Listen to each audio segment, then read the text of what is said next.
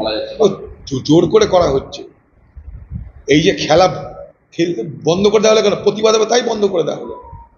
মানুষের খেলা দেখার অধিকারটাকেও কেড়ে নেওয়া হচ্ছে প্রতিবাদের ভয়ে। তাহলে প্রতিবাদ, বাংলার মানুষের প্রতিবাদ, বাংলার নারীদের আন্দোলন, আজকে তৃণমূল নেত্রী মমতা ব্যানার্জির মধ্যে শিহরণ জাগিত যে ভয়, তাকে ভয় আক্রান্ত করছে, সে আতঙ্কে ভুগছে বাংলার মুখ্যমন্ত্রী। তাই যেখানে আন্দোলন সেখানে ভীত মমতা ব্যানার্জি। তাই শ্যামবাজারের সামনে আন্দোলন হবে না, কারণ ভীত মমতা ব্যানার্জি। ডার্বি খেলায় আন্দোলন যদি হয়, তার জন্য ডার্বি খেলা বন্ধ করে দেওয়ার কারণ ভীত মমতা ব্যানার্জি। আজকে মমতা ব্যানার্জির নাম, দিদি আপনি ভীতশ্রী, আপনার হিম্মত নাই মানুষের সামনে দাঁড়িয়ে কথা বলার। তার একটাই কারণ, যাতে কেউ আন্দোলন করতে না পারে। আরেক ধরনের দমন পীড়ন এটা।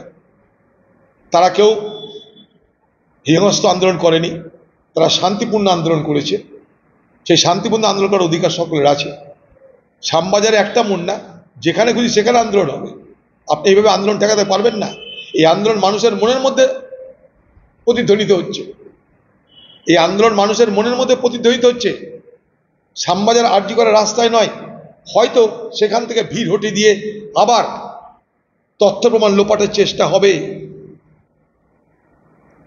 ঘর তো ভাঙা হয়নি, তাই পুরো তথ্য লোপাট হয়তো হয়নি।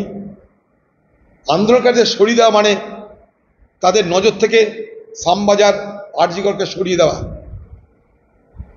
হয়তো ভাবছেন যদি কিছু করা যায়, এখানকার পুলিশ বাহিনী, তাদেরকে বলবো নিজের বাড়িতে গিয়ে মা বোনকে জিজ্ঞেস করুন কালিয়াপাড়া, যে তারা আপনাদের এই কর্মকাণ্ডে সমর্থন করছে কিনা, করছে না। কোনো ঘরের মা বোন, বাংলার কোনো মা বোন, আমি বিশ্বাস করি বাংলার মা বোনদেরকে, তারা কখনো এই ঘৃণ্য কাজে কোনো সহায়তা করবার মানসিকতা রাখতে পারে না, পারে না, পারে না। এই অন্যায়ের হাত থেকে বাংলা মুক্ত হোক, এই অন্যায় থেকে বাংলা মুক্তি পাক। দোষীদের শাস্তি হোক, এমন কিছু বড় দাবি নয়। দোষী বার করুন, শাস্তি হোক। আপনার পার্টির লোক হলে তারও শাস্তি হোক। কেউ বলেনি আপনার পার্টির লোক করেছে মানে এটা নয় যে ওটা তৃণমূল পার্টি তার জন্য দায়ী না। আপনি সেটা বলবেন আমার পার্টির লোক করেন, যেমন আপনি এর আগে বলেছেন কে কোথায় চুরি করেছে জানি না, এরপর চোরদের জায়গা দিব না। একবার ভোট দিন, আমাকে বিশ্বাস করুন, আপনাদের দরকার থালা বাটি বাসন মেজে দেব। আরেকবার মিথ্যা কথা বলে দিন আপনি সেটা।